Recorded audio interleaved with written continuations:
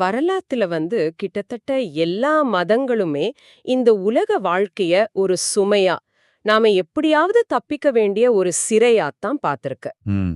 ஆமா. இயேசு கிறிஸ்து தன் வாழ்நாள்ல ஒரு முறை கூட சிரிக்கலன்னு கூட சொல்லுவாங்க. புத்தரும் சரி, மகாவீரரும் சரி, அமைதியை தேடி காடுகளை நோக்கி போயிட்டாங்க. உண்மைதான். ஆனா கொஞ்சம் கற்பனை செஞ்சு பாருங்க. ரத்தம் சிந்துகிற ஒரு கொடூரமான போர்க்களத்தோட மையத்துல தேர்களுக்கு நடுவுல நின்னுகிட்டு ஒரு மனுஷன் புல்லாங்குழல் வாசிச்சுக்கிட்டும் சிரிச்சுக்கிட்டும் நடனம் ஆடிக்கிட்டும் இருக்கான்னா அவனை என்னன்னு சொல்றது? கடவுளா இல்ல பைத்தியமா? ரொம்ப சுவாரஸ்யமான ஒரு கேள்வி இது. இந்த ஆழமான அலசலுக்கு உங்களை வரவேற்கிறேன். இன்னைக்கு நாம செய்ய போற இந்த தேடல் ரொம்பவுமே வித்தியாசமானது. Krishna the man and his philosophy அப்படிங்கிற தொடர்ல இருந்து இது சாப்டர் 1. எக்ஸாக்ட்லி. 1970ஆம் ஆண்டு ஜூலை 20ல இருந்து அக்டோபர் 5 வரைக்கும் மும்பைல இருக்கிற சிசிஐ சேம்பர்ஸ்ல ஓஷோ தன்னோட தேடுபவர்களின் கேள்விகளுக்கு நேரடியாக பதிலளிக்கும் வடிவுல கொடுத்த சொற்பொழிவுகள் தான் இது. ஆமா, அது ஒரு முக்கியமான காலகட்டம். அதான் இந்த உரையாடலோட நோக்கமே கிருஷ்ணனை ஒரு புராண கதாபாத்திரமா பார்க்காம வாழ்ந்த ஒரு விடுதலையடைந்த மனிதனா பார்க்கறது தான். மதங்கள் வாழ்வ மறுத்துச்சு, ஆனா கிருஷ்ணன் வாழ்வ முழுமையா தழுவினான். யுத்தத்திலும் காதலிலும் சரி, குழலிலும் கீதையிலும் சரி, அவன் ஒரே நேரத்துல எல்லாத்துலயும் இருந்தான். கண்டிப்பா. இது ஏதோ ஒரு கோட்பாட்டை பத்தின உரை கிடையாது. இது ஒரு முழுமையான மனிதனின் தத்துவம். வாங்க கிருஷ்ணனை நேரடியாக சந்திப்போம். ரொம்ப அற்புதமான அறிமுகம். ஏன்னா நீங்க சொன்ன அந்த முரண்பாடு தான் கிருஷ்ணனோட மையப்புள்ளியே. பல ஆயிரம் வருஷங்களுக்கு முன்னாடி வாழ்ந்த ஒரு நபரை இன்னைக்கு நாம ஏன் விவாதிக்கணும்னு இதை கேட்கறவங்களுக்கு ஒரு சந்தேகம் வரலாம். ஆமா, கண்டிப்பா தோணும். உண்மையை சொல்லணும்னா கிருஷ்ணன் கடந்த காலத்துல பிறந்திருந்தாலும் அவர் இன்னும் எதிர்காலத்திற்கு சொந்தமானவர். மனிதகுலம் அவரை முழுமையா புரிஞ்சுக்கிற அளவுக்கு இன்னும் மனதளவுல வளரலன்னு தான் சொல்லணும். வளரலையா? அவரை ஒரு கடவுளா தூக்கி வச்சு கும்பிடுறது ரொம்ப சுலபம். ஆனா ஒரு சக மனிதனா ஏத்துக்கிறது ரொம்ப கஷ்டம். ஏத்துக்கிறது கஷ்டம்னு ஏன் சொல்றீங்க? கடந்த கால மதங்களுக்கும் அவரோட பார்வைக்கும் அப்படி என்னதான் ஒரு பெரிய இடைவெளி இருக்கு? அடிப்படையான இடைவெளியே இந்த துக்கத்தை அணுகும் முறையில தான் இருக்கு. பாத்தீங்கன்னா கடந்த கால மதங்கள் எல்லாமே துன்பத்தை, தியாகத்தை, வலியத்தான் கொண்டாடின. கரெக்ட். உடலை வருத்தி கொள்வதுதான் ஆன்மீகத்தோட உச்சம்னு போதிச்சாங்க. சிலுவையில் அறையப்பட்ட இயேசுவின் உருவமே ஒரு மாபெரும் சோகத்தின் குறியீடு தானே. ஆமா, உலக ஆசைகளை துறந்துட்டு கண்களை மூடி தியானிக்கிற புத்தரோட உருவம் இந்த உலகத்திலிருந்து விடுபடுறதுக்கான ஒரு குறியீடு. ஆனா கிருஷ்ணன் மட்டும்தான் வரலாற்றில் பாடிக்கொண்டும் ஆடிக்கொண்டும் சிரித்து கொண்டும் வர்றாரு. கேட்கவே ரொம்ப வித்தியாசமா இருக்கு. இதுல ஒரு வரலாற்று தகவலை இந்த மூல புத்தகம் பதிவு செய்யுது. உலக வரலாற்றிலேயே பிறக்கும் போதே சிரித்து கொண்டே பிறந்த ஒரே குழந்தை ஜரதுஷ்ட்ரா மட்டுமே. ஓ, ஜரதுஷ்ட்ரா. ஆமா, அவரை தவிர வாழ்க்கையின் அத்தனை இருட்டுகளுக்கும் நடுவே இவ்வளவு ஆனந்தமாக சிரித்தபடி நின்றது கிருஷ்ணன் மட்டும்தான். நீங்க சொல்றத கேட்கும்போது நம்ம ஆதாரங்கள்ல வர்ற அந்த தோட்டக்காரன் ஒப்புமை தான் எனக்கு ஞாபகம் வருது. அதை நான் இங்க சொல்லியாகணும். சொல்லுங்க. ஒரு தோட்டக்கார தான் தோட்டத்துல ஒரு 50,000 மரங்களை நடுறான். பல வருஷமா தண்ணி ஊத்துறான், உரம் போடுறான். ஆனா அந்த 50,000 மரங்கள்ல ஒரே ஒரு மரம் மட்டுமே பூக்குதுன்னு வச்சுப்போம். சரி. உடனே நாம ஆஹா, அந்த தோட்டக்காரன் எவ்வளோ பெரிய ஆள், அவனோட தோட்டக்கலைக்கு இந்த ஒரு மரமே சாட்சி அப்படின்னு சொல்ல முடியுமா? கண்டிப்பா முடியாது. முடியாது. ஆமா. ஏன்னா அந்த ஒரு மரம் அந்த தோட்டக்காரனால பூக்கல. அவனோட மோசமான பராமரிப்பையும் தாண்டி இயற்கையோட பிடிவாதத்தால எப்படியோ அது தன்னைத்தானே காப்பாத்தி மலர்ந்துருச்சுன்னு தான் அர்த்தம். ரொம்ப சரியான பாயிண்ட். பல ஆயிரம் வருஷங்கள அடக்குமுறைய போதித்த மதங்கள்ல கோடிக்கணக்கான மக்கள்ல யாரோ ஒரு புத்தரோ இயேசுவோ இறைவனை கண்டனர் அப்படின்னா அது அந்த மதங்களோட வெற்றி கிடையாது. அந்த ஒடுக்குமுறைகளையும் மீறி அவங்க மலர்ந்திருக்காங்க. மீதமுள்ள அத்தனை பேரும் மலரவே இல்லையே. அந்த ஒப்புமைய வெறும் ஒரு கதையா பார்க்காம அதோட உளவியல் பின்னணிய நம்ம ஆழமா புரிஞ்சுக்கணும். ஏன் அந்த கோடிக்கணக்கான மக்கள் மலரல? ஏன்? ஏன்னா அவங்க தங்களுக்குள்ளேயே ஒரு கடுமையான போரை நடத்திக்கிட்டு இருந்தாங்க. சிக்மண்ட் ஃப்ராய்டின் கண்டுபிடிப்புகளுக்கு பிறகுதான் இது உலகத்துக்கு அறிவியல் பூர்வமா புரிய ஆரம்பிச்சது. ஓ, சிக்மண்ட் ஃப்ராய்ட். ஆமா, ஃப்ராய்ட் என்ன சொல்றாருன்னா, மனித உணர்ச்சிகளை, குறிப்பா பாலியல் உணர்வுகளையோ அல்லது கோபத்தையோ அடக்குவது, அதாவது சப்ரஷன், அது தற்கொலைக்கு சமம்னு நிரூபிச்சாரு. ஒரு உணர்ச்சியை நீங்க அடக்கும்போது அது அழிஞ்சு போறதில்ல, பின்னாடி எங்கேயோ போய் தங்கிடும் இல்லையா? எக்ஸாக்ட்லி. அது உங்க மனதின் அடித்தளத்துல ஒரு இருட்டான அறைக்குள்ள தள்ளப்படுது. அங்க அது அழுத்தப்பட்டு உருமாறி ஒரு மனநோயாகவோ அல்லது கொடூரமான வன்முறையாகவோ வெடிச்சு வெளியே வருது. இது ரொம்ப ஆபத்தானது. இதத்தான் பல மதங்கள் புனிதம்னு சொல்லி கொடுத்துச்சு. ஆனா கிருஷ்ணன் இத பலாயிரம் வருஷங்களுக்கு முன்னாடியே உணர்ந்திருந்தாரு. உடலை வேறையாகவும் ஆன்மாவை வேறையாகவும் அவர் பிரிக்கல. ரெண்டையும் ஒன்னா பார்த்தாரு. ஆமா, இயற்கையான உணர்ச்சிகளை அடக்காம இரண்டையும் அப்படியே ஏற்றுக்கொண்டார். அதனாலதான் மனித குலம் முழுசா வளர்ந்து மனநல அறிவியலை புரிஞ்சுக்கிற எதிர்காலத்துக்கு அவர் சொந்தமானவர்னு சொல்றோம். ஓகே, அடக்குமுறை தவறு, நம்ம உணர்ச்சிகளை, நம்மளோட முழுமையான இயல்ப நாம ஏத்துக்கணும். இது நல்லதா இருக்கு. ஆனா இங்கதான் எனக்கு ஒரு பெரிய கேள்வி வருது. என்ன கேள்வி? மனிதனோட முழுமையான இயல்பை ஏத்துக்கிறதுன்னா அன்ப மட்டுமில்ல, அவனுக்குள்ள இருக்கிற மூர்க்கத்தனத்தையும் வன்முறையையும் போரையும் கூட நாம ஏத்துக்கணுமா? இது எப்படி சாத்தியம்? மூலப்புத்தகத்துல வர்ற அந்த ஒற்றை நரம்பு வாத்தியக்காரன் கதை மாதிரி நாம நடந்துகிட்டு இருக்கோம்னு தோணுது. ஒருத்தன் ஒரு வீணையில ஒரே ஒரு நரம்ப மட்டும் மணிக்கணக்கா வாசிச்சுக்கிட்டே இருந்தானா. சரி. சுத்தி இருந்தவங்களுக்கு பைத்தியமே புடிச்சிருச்சு. வாத்தியத்துல எத்தனையோ நரம்புகள், ஸ்வரங்கள் இருக்கு. அதையெல்லாம் வாசிக்காம இதையே வாசிக்கிறியேன்னு கேட்டதுக்கு அவன் சொல்றான், மத்தவங்கெல்லாம் சரியான சுருதியை இன்னும் தேடிக்கிட்டு இருக்காங்க, நான் அதை கண்டுபிடிச்சிட்டேன் அப்படின்னு. ஆமா, அந்த கதை ரொம்ப ஃபேமஸ். இத கேக்குற நமக்கும் அமைதி, அன்புங்கிற அந்த ஒரே ஒரு சுருதியை மட்டும் கேட்கதான் பிடிக்குது. ஆனா வாழ்க்கை அப்படி இல்லையே. அது பல முரண்பாடுகளால் ஆன ஒரு பெரிய ஆர்கெஸ்ட்ரா ஆச்சே. மிகச்சரியான பார்வை. வாழ்க்கையை நாம ஒரு நேல்கோடா பார்க்கவே முடியாது. பழைய கட்டடங்கள்ல வளைவு கதவுகளை, அதாவது ஆர்ச்வேஸ் கவனிச்சிருக்கீங்களா? ஆமா, பாத்திருக்கேன். 2 பக்கமும் செங்கற்களை வளையவா அடுக்கி நடுவுல ஒரு கல்லை வச்சிருப்பாங்க. வலது பக்கம் இருக்கிற கல் இடது பக்கத்தை நோக்கியும், இடது பக்கம் இருக்கிற கல் வலது பக்கத்தை நோக்கியும் அழுத்தத்தை கொடுத்துக்கிட்டே இருக்கும். 2 ஆப்போசிட் ஃபோர்ஸ். ஆமா, இந்த எதிரெதிர் திசை முரண்பாடு தான் அந்த மொத்த கட்டிடத்தோட எடையும் பலமா தாங்கி பிடிக்குது. முரண்பாடுகளே வாழ்க்கையை தாங்கி பிடிக்கின்றன. ஆனா நாம இருட்ட வெறுத்து வெளிச்சத்தை மட்டும் கேட்கிறோம். இது சாத்தியமே இல்ல. உண்மைதான். மகாபாரத போரையே எடுத்துக்குவோம். காந்தி போன்ற மாபெரும் அமைதிவாதிகள் என்ன சொன்னாங்க? மகாபாரத போர் நிஜமாகவே நடக்கல, அது மனிதனுக்குள்ள நடக்கிற நன்மைக்கும் தீமைக்குமான போராட்டத்தை குறிக்கிற ஒரு உருவகம், ஒரு மெட்டஃபர் அப்படின்னு சொன்னாங்க. ஆமா, அப்படி கேள்விப்பட்டிருக்கேன். ஏன்னா அவங்களால கிருஷ்ணன் மாதிரி ஒரு தெய்வீகமான மனிதர் எப்படி வன்முறையை ஏத்துக்கிட்டாருங்கிறத ஜீரணிக்க முடியல. ஒரு நிமிஷம் பொறுங்க. அப்போ லட்சக்கணக்கான மக்கள் செத்துப்போன ஒரு போர் அவசியமானதுதானா?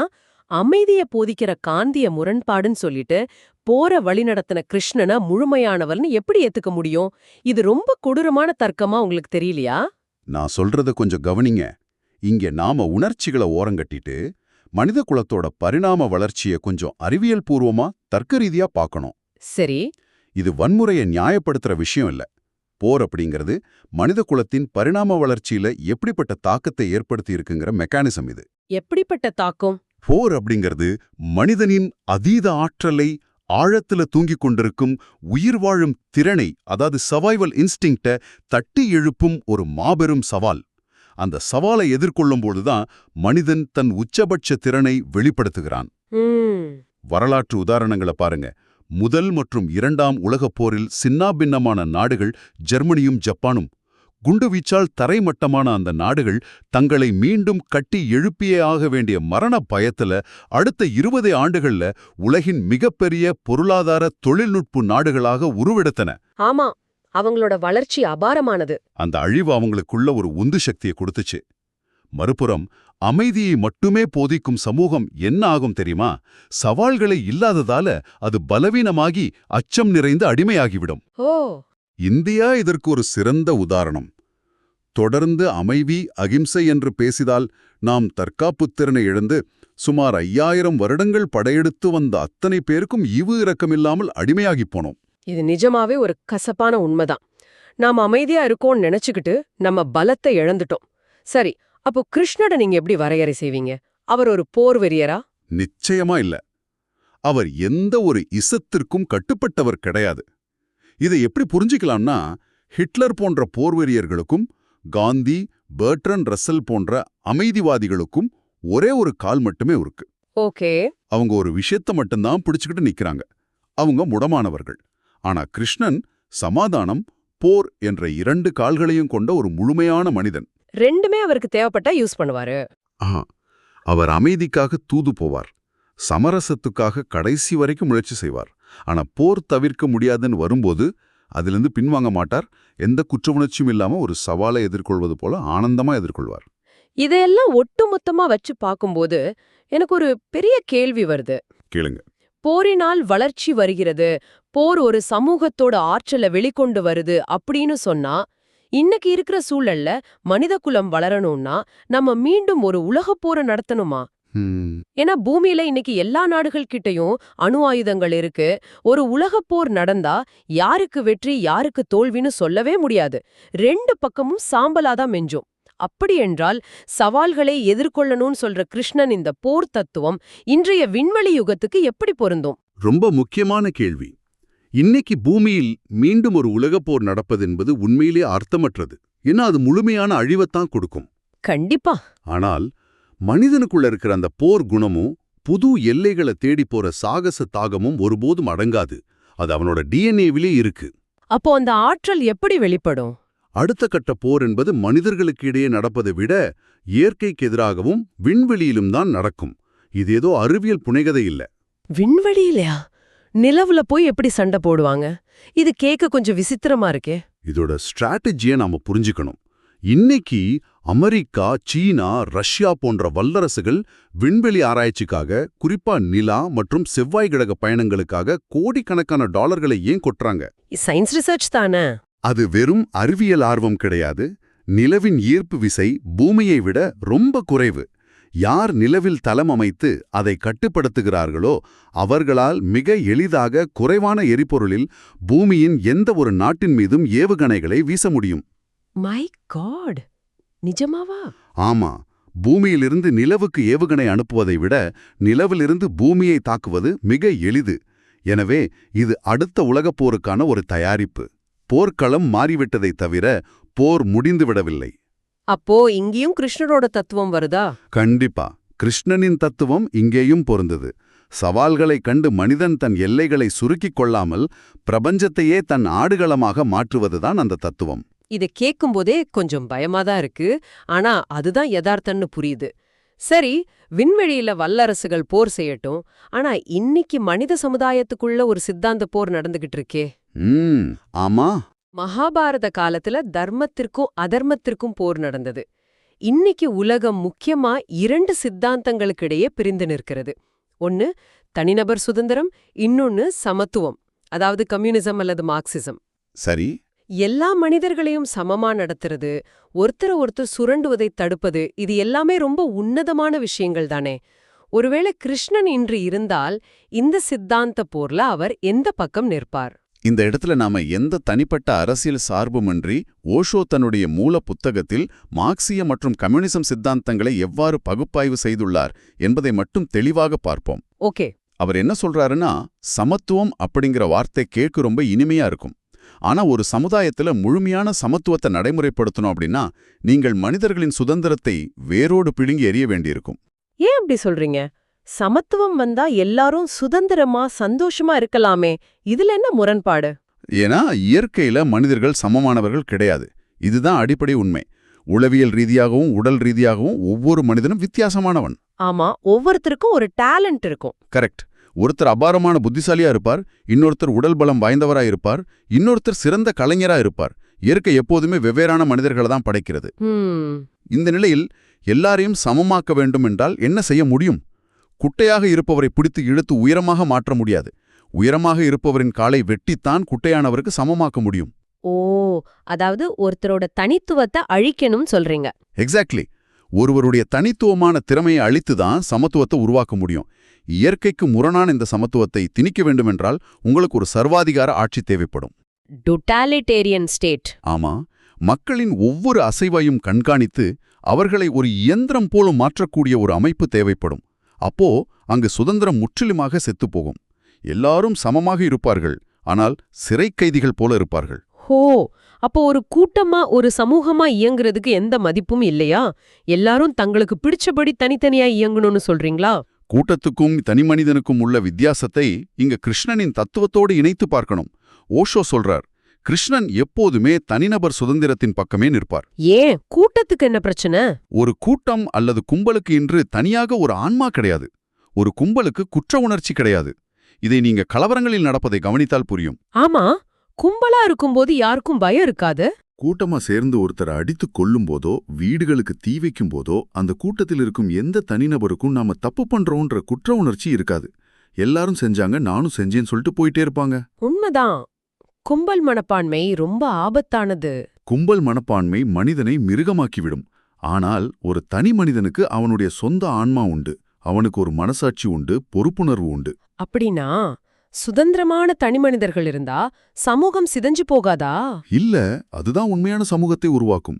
முழுமையான சுதந்திரமான தனி மனிதர்கள் எந்த நிர்பந்தமும் இல்லாமல் தங்கள் சுய விருப்பத்தின் பேரில் ஒன்றிணைந்து உருவாக்கும் சமுதாயமே ஆரோக்கியமானது. சிறைச்சாலையில் அடைக்கப்பட்ட கைதிகளும் ஒன்றாகத்தான் இருக்கிறார்கள். அவர்களுக்கிடையேயும் உணவு, உடை என எல்லாவற்றிலும் ஒரு சமத்துவம் இருக்கிறது. ஆனால் அதை நாம் ஒரு உண்மையான சமுதாயம் என்று சொல்ல முடியுமா? முடியாது. கண்டிப்பா முடியாது. எனவே சித்தாந்த போர் என்று வந்தால் தனிமனித மாண்பு, சுதந்திரம் மற்றும் ஒருவனின் ஆன்ம வளர்ச்சி ஆகியவற்றை அடிப்படையாக கொண்டு கிருஷ்ணன் சுதந்திரத்தின் பக்கமே நிற்பார்.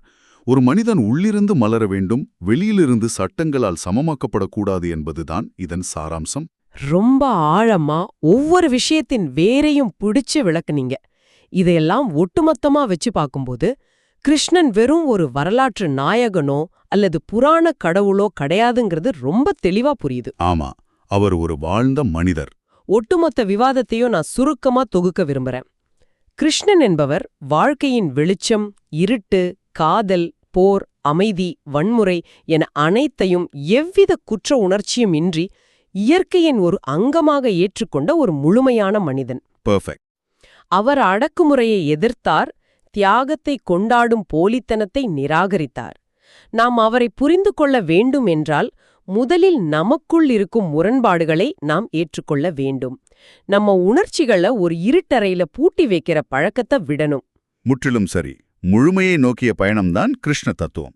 இது ஏதோ வெளியே நடக்கும் விஷயம் அல்ல, மனிதனுக்குள்ளே நடக்கும் ஒரு பயணம். இந்த ஆழமான விவாதத்தோட இறுதியில உங்களை நோக்கி, அதாவது இதை கேட்டுக்கிட்டு இருக்கிற உங்களை நோக்கி ஒரு கேள்வியை நான் முன்வைக்க விரும்புறேன்.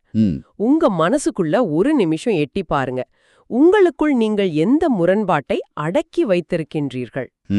இந்த உலகத்துல நான் ரொம்ப நல்லவன், எனக்கு கோபமே வராது, எனக்கு தவறான எண்ணங்களே வராது என்று மற்றவர்களிடம் காட்டிக்கொள்வதற்காக உங்களுக்குள் நடக்கும் எந்த மகாபாரத போரிலிருந்து அர்ஜுனனைப் போல கோழையாக ஓடிக்கொண்டிருக்கிறீர்கள்? ரொம்ப ஆழமான கேள்வி. உங்கள் இருட்டையும் வெளிச்சத்தையும் அப்படியே ஏற்கும் அந்த உள்முக போரை எதிர்கொள்ளும் தைரியம் உங்களுக்கு வந்தால் ஒருவேளை உங்களுக்குள்ளும் ஒரு கிருஷ்ணன் விழித்தெழலாம். சிந்தித்து பாருங்கள். கண்டிப்பா சிந்திக்க வேண்டிய விஷயம். இவ்ளோ நேரம் கேட்டதுக்கு ரொம்ப நன்றி. இந்த Tamil voice reads channel monetisation இல்லாம தான் நடக்குது. இந்த ஆடியோ புத்தகம் உங்களுக்கு பயன் தருது என்று நினைத்தால் இந்த முயற்சி தொடர்ந்து போக உங்க ஆதரவு மிகவும் உதவும். ஆமா, உங்க சப்போர்ட் ரொம்ப முக்கியம். என்னுடைய இந்த முயற்சிக்கு நன்கொடை அளிக்க விருப்பம் இருந்தால் டிஸ்கிரிப்ஷன்ல கொடுக்கப்பட்டுள்ள UPI ID மூலம் வழங்கலாம். உங்களால் முடிந்த அளவு போதும். சிறிய ஆதரவும் பெரிய உதவிதான். கண்டிப்பா. இந்த வீடியோ உங்களுக்கு பயனுள்ளதாக இருந்தா சப்ஸ்கிரைப் பண்ணுங்க, மற்றவர்களுக்கும் பகிர்ந்து கொள்ளுங்கள். இந்த கருத்துக்கள் அவர்களுக்கும் தேவையாக இருக்கலாம். லைக் பண்ணுங்க, உங்க கருத்துக்களை கமெண்ட்ல பகிருங்கள். மனப்பூர்வமான நன்றி.